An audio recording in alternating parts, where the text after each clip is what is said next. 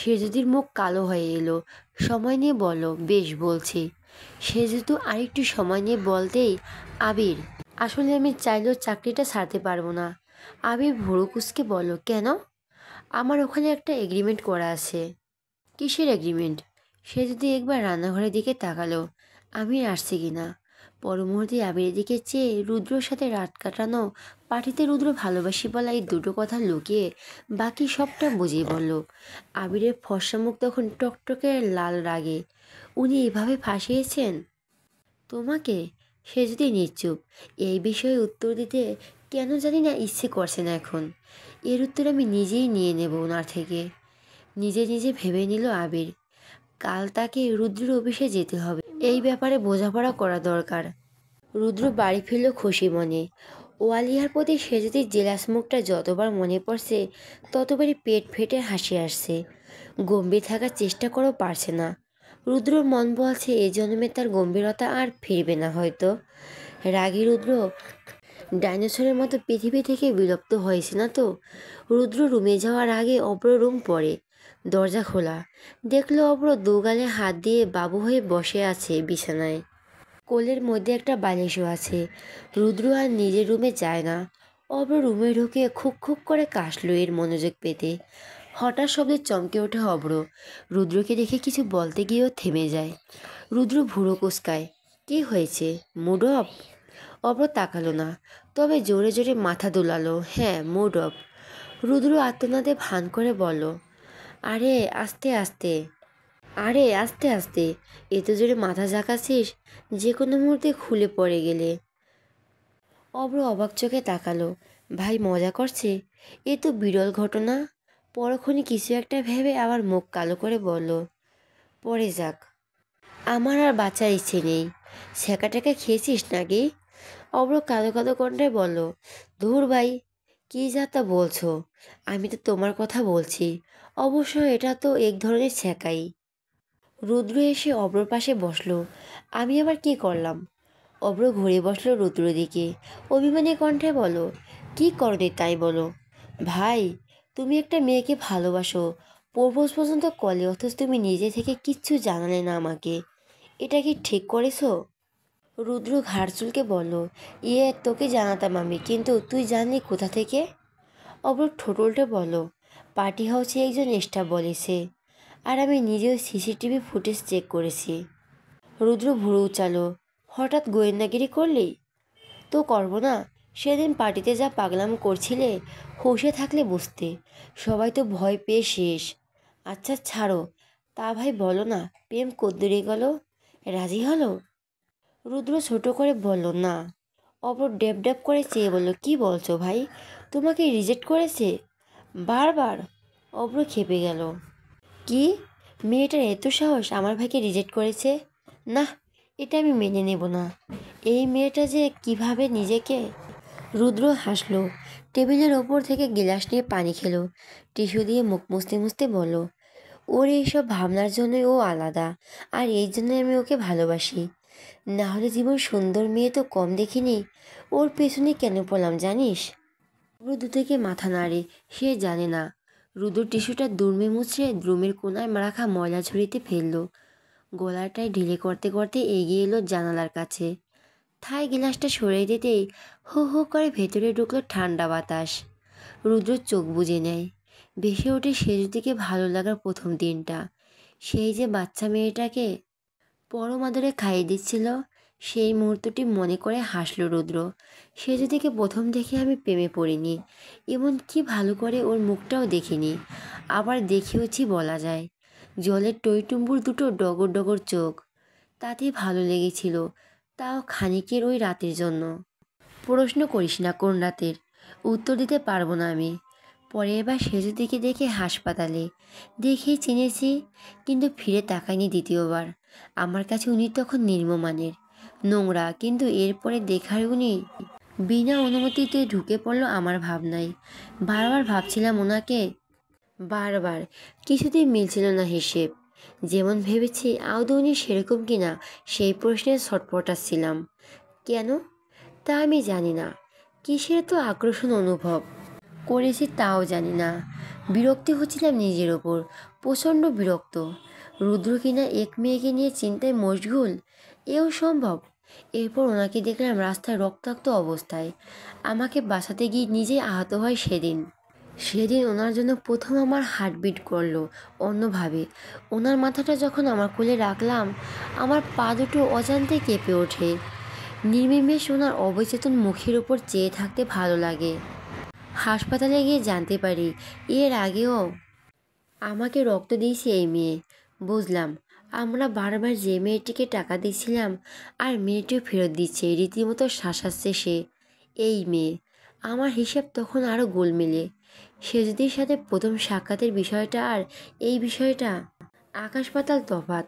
অথচ তখন তার টাকার খুব দরকার ছিল, কিন্তু তা উনি ফেরত দিয়েছেন, কারো দান উনি হাত পেতে নেবেন না বলে। ওনার এই আত্মসম্মান বোধই ছিল ওনার প্রতি আমার দুর্বল হওয়ার প্রথম কারণ। দ্বিতীয়টা হলো কারোর জন্য ওনার প্রবল মায়া। যেদিন ওনাকে বাড়িতে ছাড়তে গিয়েছিলাম, রাস্তায় একটা কুকুরছানা গাড়িতে নিচে পড়তে যাচ্ছিল। সেটা নিয়ে মেয়ের কি ভয়। তারপর বাবার প্রতি ওনার অগাধ ভালোবাসা আমাকে মুগ্ধ করেছে। আর যাই হোক, আমিও যে আমার বাবাকে ভীষণ ভালোবাসতাম। একটা দীর্ঘশ্বাস ফেলল রুদ্র। ওনার বাবা যেদিন অসুস্থ হন, সেদিন ওনার চোখে পানি দেখে আমার হৃদয় কেঁপেছিল জানিস। তারপরও কোনো মেয়েকে আশেপাশে দেখলেই মনে হতো এটা সে যদি। পাগল পাগল লাগতো তখন।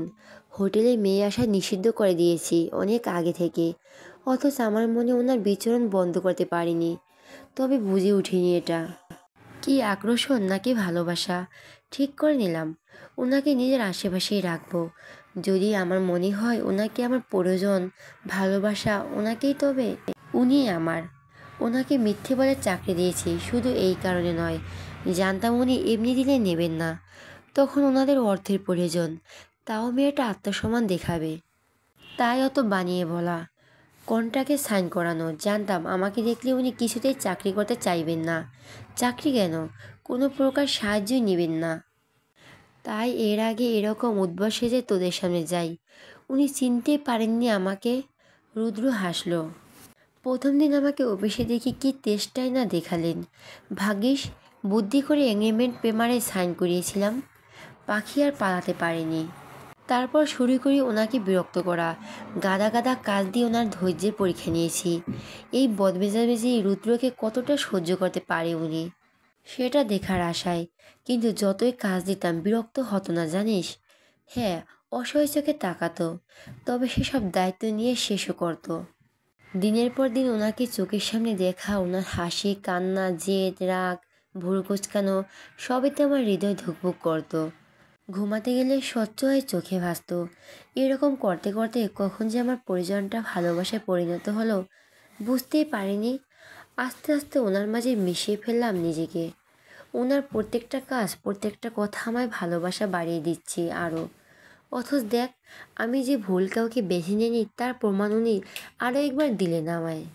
আমাকে প্রত্যাখ্যান করে। রুদ্র রওশনের লোক, টাকা, এসবে কত মেয়ে পাগল। আর আমি যার জন্য পাগল সে ফিরেও দেখছে না আমায়। কতটা নির্লোভ আমার সেজতি। রুদ্র আবার বিড়বিড় করলো, আমার সেজতি? অব্র, ওনাকে ছাড়া চলবে না আমার, কিছুতেই না। কথা শেষ করে রুদ্র নিঃশ্বাস ফেলল। পেছন ফিরে অব্র দিকে তাকাল। অব্র ফেল করে চেয়ে আছে, হা হয়ে আছে মুখ। বিস্ময়ের শেষ প্রান্তে তার অবস্থান। মুখটা বন্ধ কর, মশা ঢুকবে। অব্র নড়িয়ে উঠল। পর মুহূর্তে উত্তেজিত হয়ে এক লাফ দিয়ে নামলো বিছানা থেকে। মাথায় হাত দিয়ে বলল, আই ক্যান্ট বিলিভ ভাই, আই জাস্ট ক্যান্ট বিলিভ তুমি কিনা অবশেষে ভালোবাসলে। এবার আমার সব প্রশ্নের উত্তর মিলল। হোটেলে মেয়ে আসা কেন বন্ধ করছো এইবার বুঝলাম। তবে এই ব্যাপারে আমি অত্যন্ত খুশি। মেয়েটি তোমাকে লাইফে এসে ভালো কিছু করেছে। রুদ্র অব্র চুলগুলো এলোমেলো করে দিল হাত দিয়ে। বলল, বলছিলাম না আমার রহস্যের সমাধান হলে তোরটাও হবে। আমার রহস্যটা ছিল আমি সেজদিকে ভালোবাসি কি না, আর তার জবাব তো আমি পেয়েছি। অব্র চোখ পিটপিট করে বলল, কিন্তু আমি একটা প্রশ্নের উত্তর পাইনি ভাই। আবার কি? সে যদি তোমাকে দেখলে চাকরি করতে না বললে, আবার হাসপাতালে তার আগে তুমি মুখ ঢেকে গেলে, তার মানে উনি তোমাকে আগে থেকে চিনতেন। কিন্তু কিভাবে? রুদ্র বাম চোখ টিপে বলল, এটা টপ সিক্রেট। অব্র ঠোঁট উল্টালো। দিস ইজ নট ফেয়ার ভাই, বলো না। অব্রর কথায় কান দিল না রুদ্র। কাবাডির উপর থেকে গিটার নামালো। অব্রর চোখ বেরিয়ে আসা উপক্রম। ভাই কি গান গাইবে? এই গিটার কবে কিনলো ভাই? এখানে কি করে এলো? অব্র সবিত্তর মিল যখন রুদ্র কাউচির উপর বসে গান ধরল। সত্যি বা স্বপ্নই হোক, এ দূরত্ব শেষ হয়ে যেতে যে ভালো লাগা ভালোবাসার তফাৎ কি যে হয়। রুদ্র কেবিনে বসে আছে আবির। এসেছে প্রায় 2 ঘন্টা, অথচ মাত্রই ঢুকলো এখানে। রুদ্র ব্যস্ততার অজুহাত নিয়ে বসিয়ে রেখেছিল ওকে। আবিরের সামনে রুদ্র স্থির দৃষ্টি নিয়ে তাকিয়ে। এই ছেলেটাকে দেখলেই তার রাগ ওঠে। এ তো রাগ যা দুনিয়ায় উল্টে দেওয়া যাবে। আজ একেবারে অফিসে এনে হানা দেওয়ার কারণ রুদ্রের অজানা। অফিসে বলে কিছু বলতেও পারছে না। না হলে ওই দিন সেজদিন কোমর ধরে নাচার মজা সুদে আসলে মেটাতো। রুদ্র অনীহা নিয়ে বলল, তো বলুন কি আপনার জরুরি কথা? আপনি গলা ঝেড়ে বলো, বলবো বলতেই তো এসেছি, একটু তাড়াতাড়ি। আমার সময়ের দাম আছে নিশ্চয়ই। আবির মৃদু তেজ নিয়ে বলল, আপনার সময় নষ্ট করতে আমি এখানে আসিনি।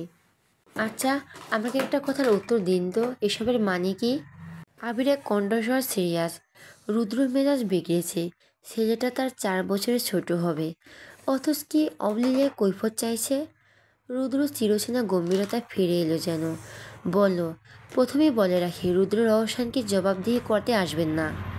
কারো কাছে কৈফিয়ত দিতে আমি পছন্দ করি না। কৈফিয়ত চাইছি না, জানতে চাইছি আপনি এভাবে সেজুদিকে এখানে আটকে রেখেছেন কেন? রুদ্র ভুরু নাচালো। আটকে রেখেছি? Like seriously? তা ঠিক কীভাবে আটকে রেখেছি আমি? আবিরও একইভাবে ভুরু নাচিয়ে ভনিতা করছেন। এমন ভাব করেছে যেন কিছুই বুঝতে পারছেন না। না জানিয়ে ভুল বুঝিয়ে আপনি কৌশলে সেজুদিকে দিয়ে কন্ট্রাক্টে সাইন করে নিয়েছেন। চাইলেই এখন 3 বছর আগেও চাকরির সাথে পারবে না। অসহায়ত্বের সুযোগ নিলেন, তাই না? আপনি ভালো করে জানেন যে 5 কোটি কেন 50 লাখ দেওয়ার মতো ক্ষমতাও সেজুদির নেই। আর তাই এভাবে ফাঁসালেন ওকে। এটাকে আটকে রাখা নয়তো আর কি? রুদ্র প্রশস্ত হাসল, বলল, না, এটাকে কি আটকে রাখা বলে না। এটাকে বলা হয় ভালোবাসার বন্ধনে নিজের প্রেয়সীকে বেঁধে রাখার প্রয়াস। আবির বিস্মিত হয়ে প্রশ্ন ছড়ে, ভালোবাসা? আবির হতবাক, কান দুটো ঝাঝা করছে। অবিশ্বাস্য তার চোখে মুখে। রুদ্র হাসছে, বারবারে সূক্ষ্ম হাসিটা। আর সেই হাসি গোল চোখে দেখছে আবির। মাত্রই শুনল রুদ্র সেজুতিকে ভালোবাসে। শুধু ভালোবাসে না, ভালোবেসে রীতিমতো হাবুডুবু খাচ্ছেন। রুদ্র মজা পাচ্ছে আবিরের মুখ দেখে। ছেলেটা এবার ভালোই ভালো সেজুতির পেছন ছাড়লে হয়। মশা মেরে হাত নষ্ট করতে কারই বা ভালো লাগে। আবিরের মুখ অর্ধখানেক ফাঁকা হয়ে আছে। রুদ্র টেবিলের দিকে খানিক ঝুঁকে এসে বলল, মিস্টার আবির, আপনার সাথে আমার ভাই অব্র বেশ সাদৃশ্য আছে, জানেন কি? আবির দুদিকে মাথা নাড়ালো, সে জানে না। রুদ্র কৌতুক কণ্ঠে বলল, অব্র আর আপনি দুজনই আনএক্সপেক্টেড কিছু শুনলে মুখ হা করে থাকেন। এই যে এখন আপনি যেমন রয়েছেন। আবির সম্বিত ফিরে পেল, নড়েচড়ে গলা ঝাঁকালো, চেহারা একটু সিরিয়াস ভাব নিয়ে এলো। নিশ্চিত হয়ে শুধালো, আপনি সত্যি সেজেকে ভালোবাসেন? মিথ্যে মিথ্যে ভালোবাসা যায় নাকি? না, ঠিক তা নয়। আসলে আমি বলতে চাচ্ছি যে আপনার আর সেজুতির স্ট্যাটাস তো এক নয়। কোথায় আপনি আর কোথায় সেজুতি? আপনি এত বড় একজন বিজনেসম্যান, আর সেজুতি এখানে সামান্য মধ্যবিত্ত ঘরের মেয়ে। তাহলে ব্যাপারটা কি করে? মানে ঠিক বুঝতে পারছি না আমি। এটাই তো ভালোবাসা মিস্টার আবির। কখন কার প্রতি কার অনুভূতি জন্মাবে সেটা আগে থেকে না বলা যায়, আর না নিয়ন্ত্রণ করা যায়। আমার ক্ষেত্রেও সেটাই ঘটেছে। সেজুতি আর আমার মধ্যে অর্ধেক তফাৎ আমি কোনোদিনও আসতে দেব না। আমাদের মন এক হবে, বাকি সব আলাদা হোক। চুয়োই যাক, আই ডোন্ট কেয়ার। এনিওয়ে, সব টাইম আপনাকে বলছি আমি। বলার প্রয়োজন যদিও ছিল না, তাও বলছি। কেন জানেন? কেন? কারণ আপনার সাথে কথা বলে আজ মনে হলো আপনি একজন ভদ্র মানুষ। তার উপর সেজুতি ছোটোবেলার বন্ধু। আপনার সাথে দ্বিতীয়বার অশোভনীয় কিছু করতে আমার মন সায় দিচ্ছে না। আবি ভুরু কুঁচকে বলো, দ্বিতীয়বার মানে? রুদ্র চেহারায় সে গম্ভীর ভাবটা নিয়ে এলো এবার। স্পষ্ট ভাষায় বলল, সিলেটের ছিনতাইকারী বেশে যারা আপনার উপর আক্রমণ করে ওরা আমার লোক, আমি পাঠিয়েছিলাম ওদের। আবিরের কাশি উঠে গেল কথায়। রুদ্র পানি গ্লাস এগিয়ে দিতে স্তব্ধ হাতে নিল। ভয়ে ভয়ে চেয়ে থেকে ঢকঢক করে খেলো পানিটুকু। অস্পষ্ট কণ্ঠে বলল, আপনি? রুদ্রের নিরুদ্দেশ জবাব, হ্যাঁ আমি। আপনি সেজুতির আশেপাশে বেশি ঘেঁষাঘেঁষি করতেন, যেটা আমার পছন্দ হয়নি। তাই আপনাকে একটা ছোট্ট শিক্ষা দিতে চাইলাম, দিয়েও দিলাম। আপনিও বোকা, ছিনতাইকারী আপনার উপর হামলা করবে, অথচ ফোন ওয়ালেট এসব কিছুই নেবে না, শুধু আপনাকে কটা বাড়ি দিয়ে রেখে যাবে। ফানি না? আবির বড় বড় চোখে ঘন ঘন পাতা ফেলল। কি ডেঞ্জারাস লোক! এরকম একটা ঘটনা ঘটে অকপটে স্বীকার করেছে। এর কি প্রশাসনেরও ভয় নেই? রুদ্র যেন শুনতে পেল, দীনকণ্ঠে বলো, রুদ্র রওশন চৌধুরী কাউকে ভয় পায় না, একমাত্র সৃষ্টিকর্তা ছাড়া। আবিরের চোখ পড়ল লাফিয়ে আছে। রুদ্র শান্ত অথচ কড়া কণ্ঠে বলল, আপনি ভদ্রলোক, আমিও ভদ্রলোক, তাই ভদ্রভাবে ব্যাপারটা মেটাতে চেয়েছি। জেনে নিলেন আমি সেজুতিকে ভালোবাসি, আর রুদ্র রওশনের ভালোবাসা তার রাগের থেকেও মারাত্মক। এবার আর আপনি আমাদের মাঝখানে আসবেন না আশা করি। আর সব সময় যদি আসতে চান তো আমার অন্য রূপটা দেখাতে বাধ্য হব আবির। এই সোয়ার, এবার আর আপনার হাত পায়ের উপর দিয়ে যাবে না শুধু। কি সুন্দর হুমকি, কি অবলীলাই দিল রুদ্র। আবিরের ভয় পাওয়া উচিত, অত সে মুচকি হাসল। রুদ্র ভুরু কোচকালো এতে। আবির লম্বা শ্বাস নিয়ে বলল, আপনার কোথাও ভুল হচ্ছে মিস্টার চৌধুরী। রুদ্র ভুরু বাঁকালো। ভুল? আপনি যাই বলুন না কেন আবির, এটুকু বোঝার বুদ্ধি আমার রয়েছে। সেজুতির প্রতি আপনার দরদ, আপনার অনুভূতি কতটা তীব্র আমি জানি। আবির এবার হেসেই ফেল শব্দ করে। রুদ্র চোয়াল শক্ত হলো। সে কি জোকস বলল? এভাবে হেসে কি প্রমাণ করছে ছেলেটা? আবির হাসি থামিয়ে বলল, একটা কথা আপনি ঠিক বললেন, সেজুতির প্রতি আমার দরদ, আমার অনুভূতি এসব অনেক প্রবল। এই প্রবল অনুভূতি দিয়ে যদি আপনি ভালোবাসা বোঝান তবে বলবো আপনি অবশ্যই ভুল করছেন। কারণ সেজুতি আমার বন্ধু, ইনফ্যাক্ট খুব ভালো বন্ধু। আমার বয়স যখন 8 বছর, 4 বছর ফুটফুটে সেজুতিকে আমি কোলে নিই। প্রথমবারই ও আমাকে খামচে দেয় জানেন।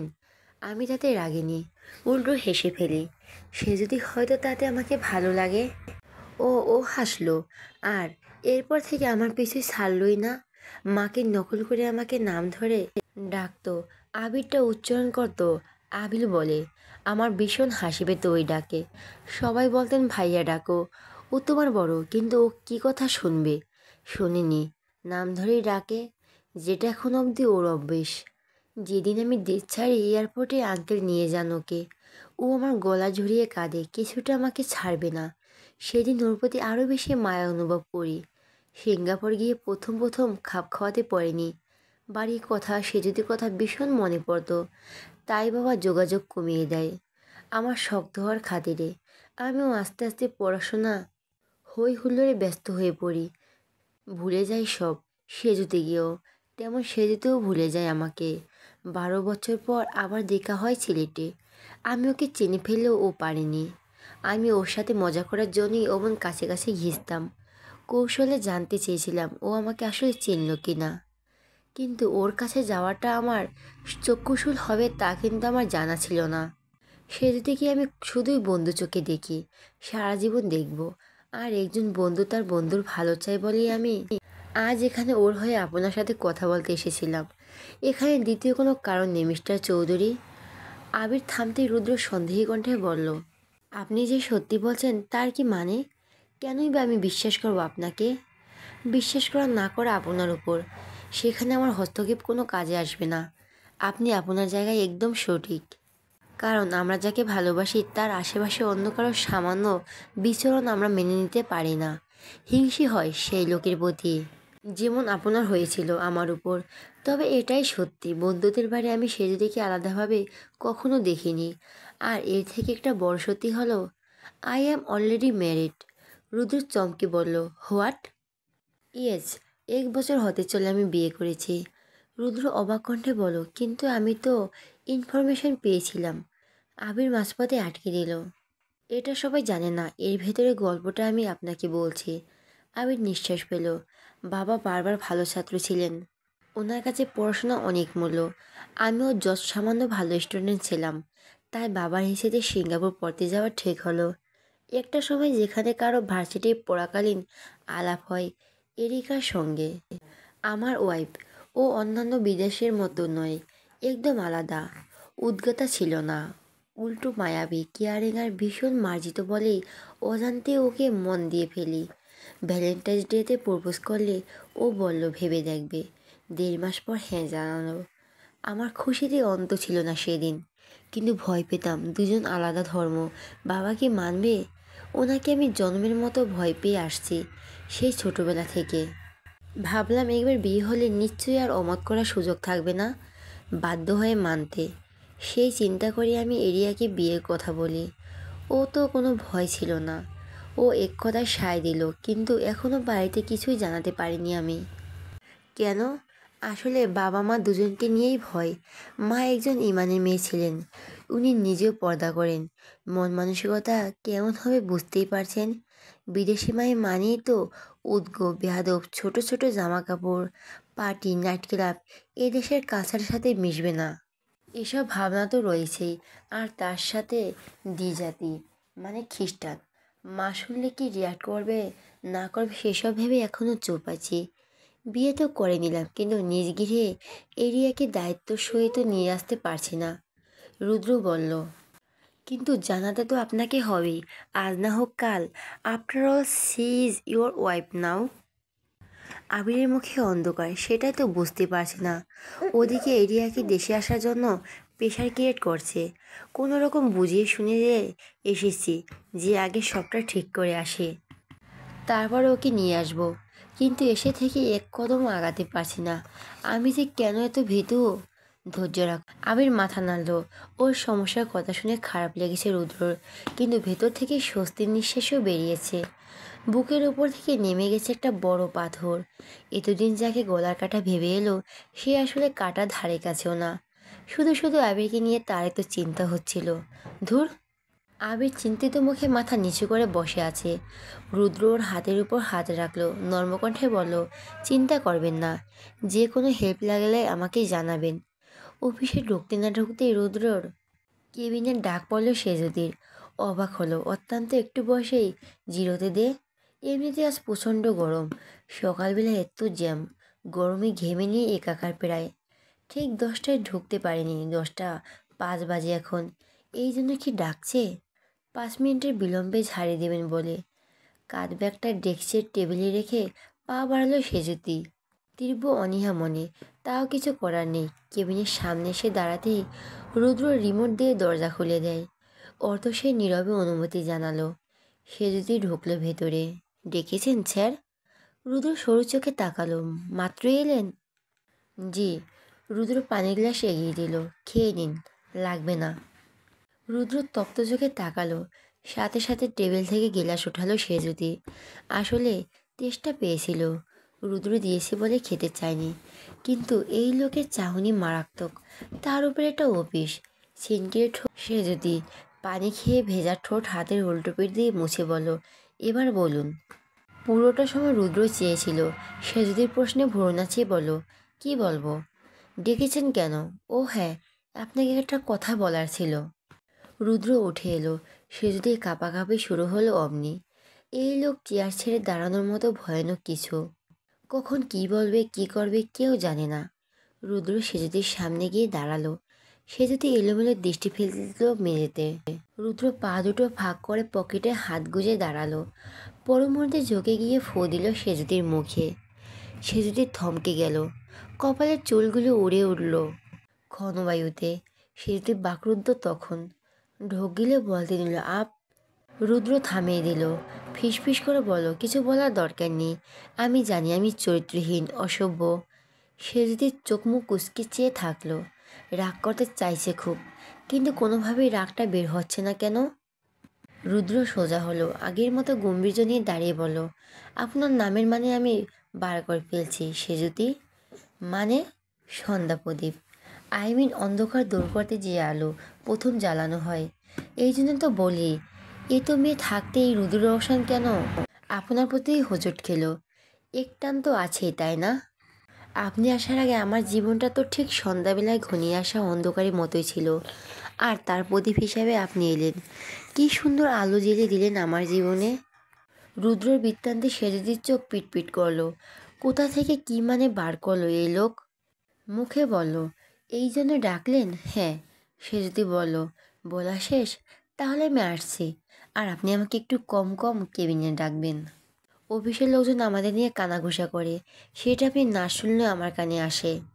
রুদ্র নির্দেশ জবাব। তো? সে যদি অবাক কণ্ঠে বলল, তো মানে? আরে এভাবে লোকে কথা ছাড়াক, আমি চাই না। কথা ছড়াবে কেন? ওদের মধ্যে আমাদের বিয়ে, আমাদের সম্পর্কে নিয়ে ইন্টারেস্ট আছে, তাই ওরা বলা বলি করে। That's it.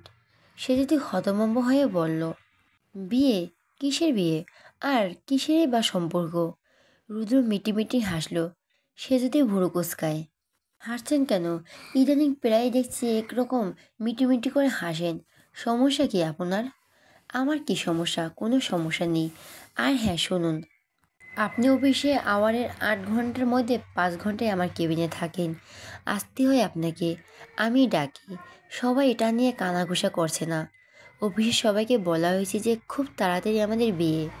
সেই নিয়ে এদের মাতামাতি। সে যদি আশ্চর্যিত, কি বলছে কি এসব? আমাকে না জানিয়ে, আমার থেকে অনুমতি না নিয়ে আপনি ওদের এসব বলতে পারেন না। রুদ্র নিরুৎসাহিত জবাব, কেন পারবো না? ভালোবাসার সময় তো পারমিশন লাগেনি। ভালো তো, আপনাকে না জানিয়েই বেসেছি।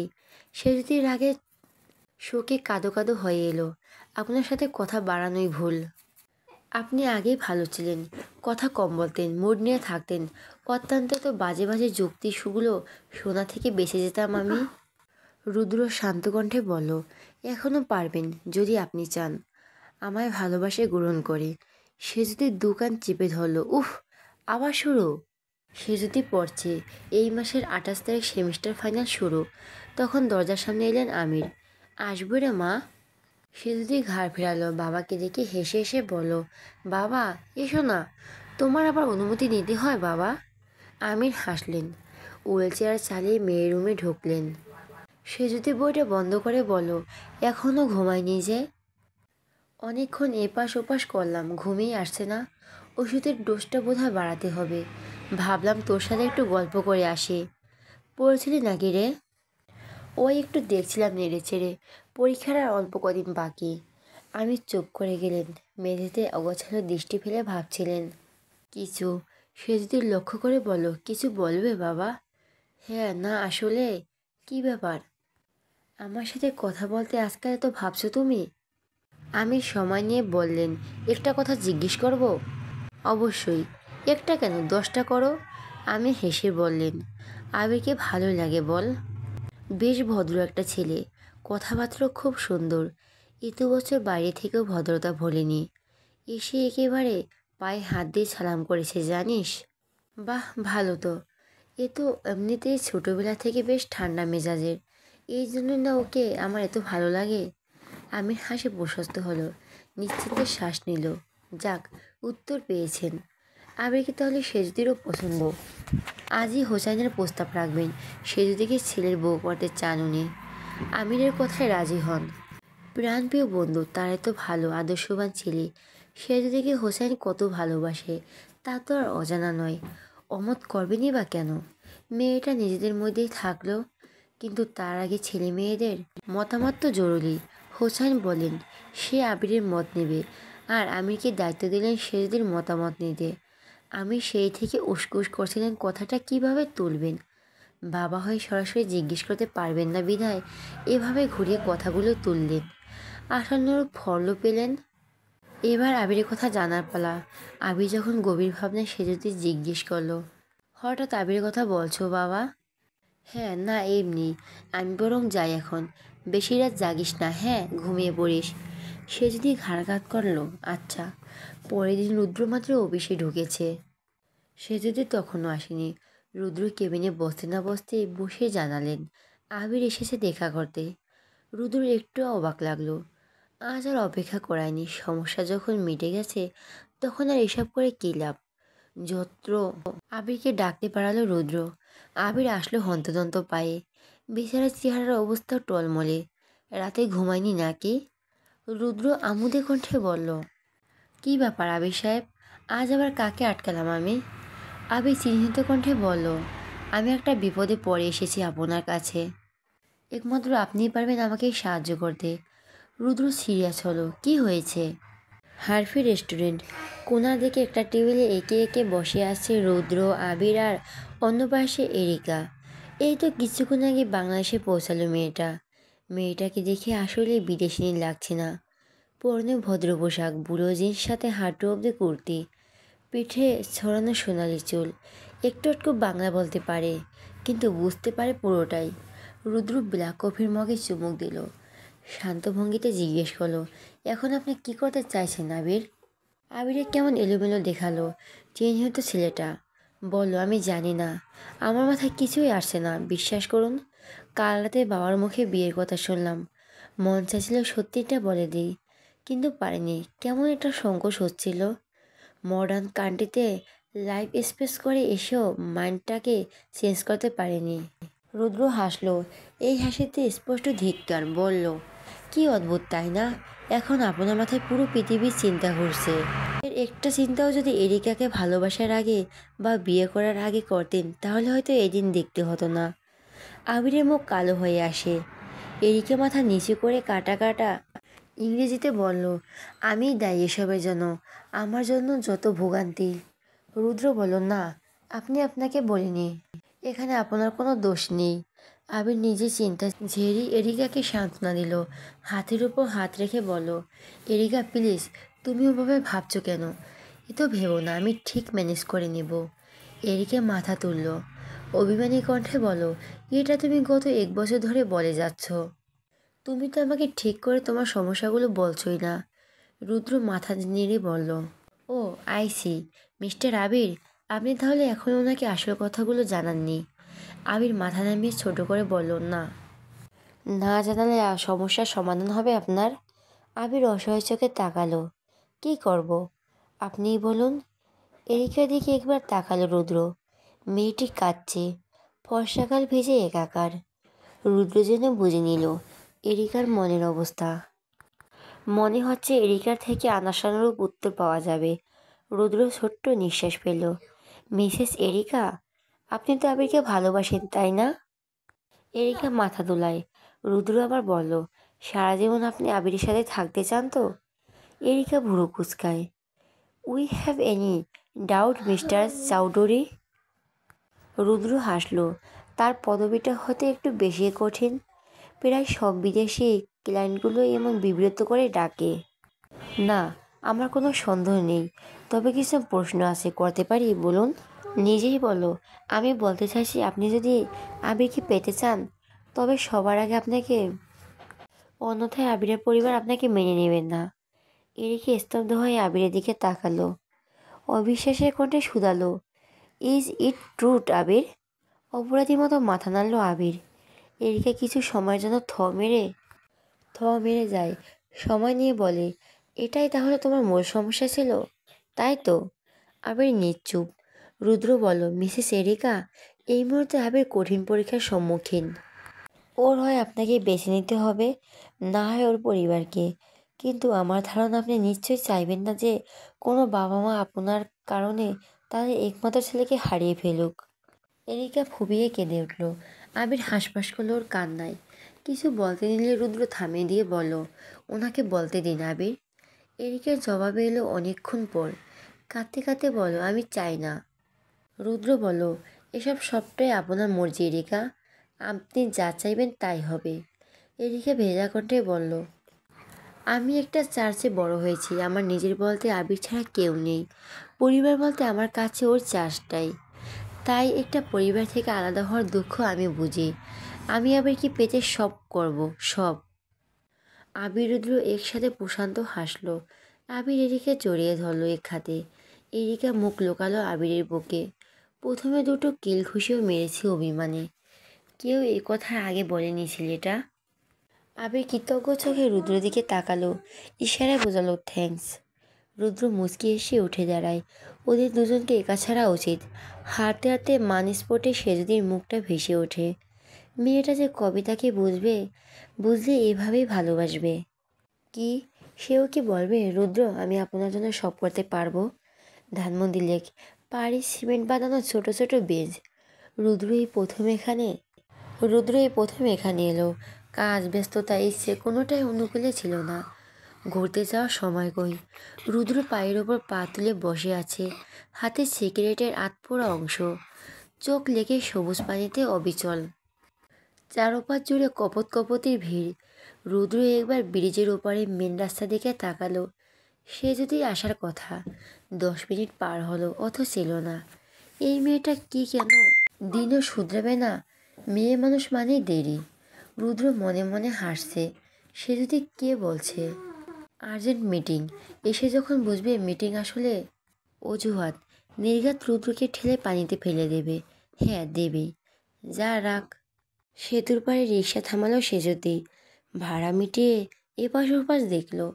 এ তো লোকের ভিড়ে রুদ্রকে খুঁজে পাওয়া কি সম্ভব? ব্যর্থ হয়ে রুদ্র নাম্বারে ডায়াল করতে যাবে, এর আগে রুদ্র কল দিল। স্যার কোথায় আপনি? ওপাশ থেকে উত্তর এলো, সেতু পার হয়ে হাতের বাম দিকে এলেই পাবেন। রুদ্র লাইন কেটে দিয়েছে। সে যদি হাঁটা ধরল। আজ রবিবার, অফিস বন্ধ। হঠাৎ এভাবে মিটিং পড়ার কারণ সে জানে না। তাও এরকম একটা লেকের পাড়ে, অদ্ভুত না? রুদ্র বসে বসে পা নাড়াচ্ছে। আশেপাশে যুগলদের প্রেম দেখে নিজেও প্রেম প্রেম পাচ্ছে। গুনগুন করে গান গাইতে মন চাইছে, কিন্তু না, আজ প্রেমিক ভাবটা লুকাতে হবে।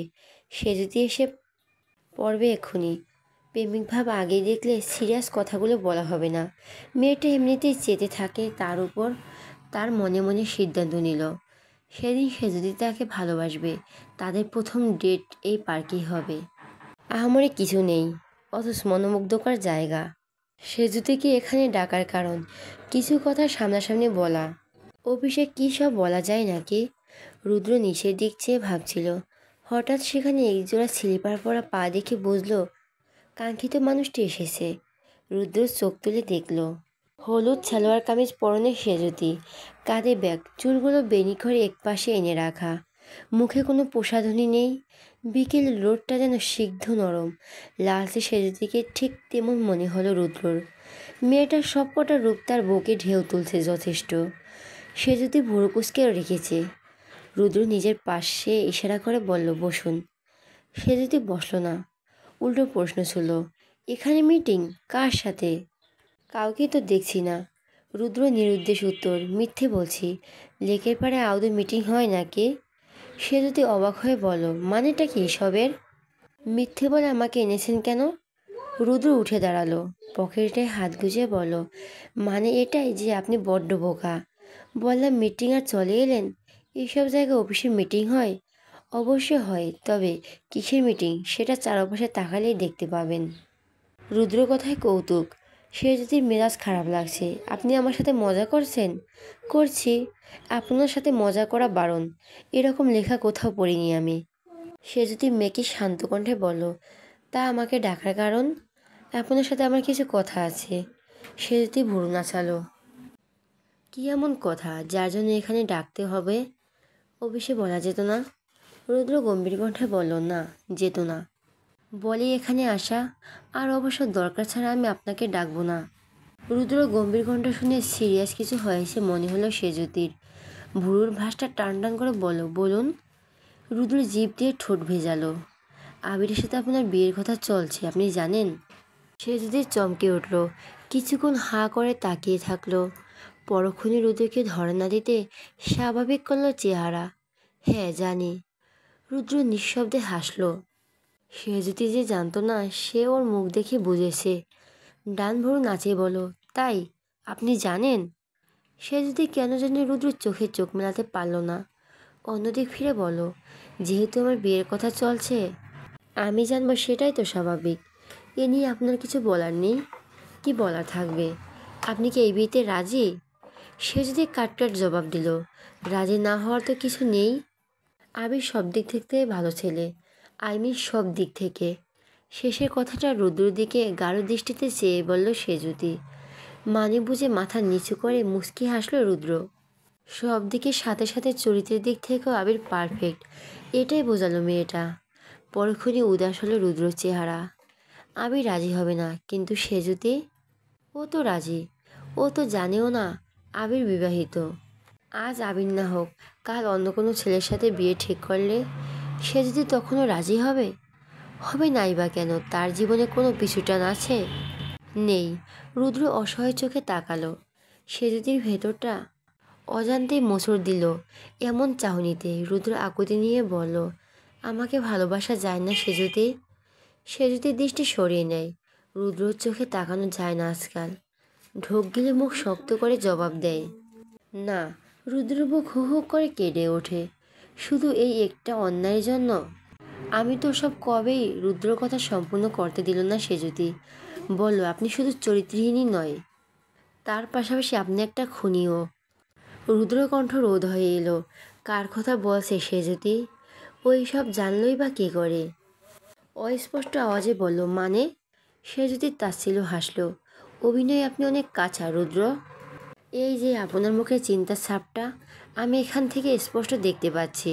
বুঝেও না বোঝার ভান করছেন আপনি।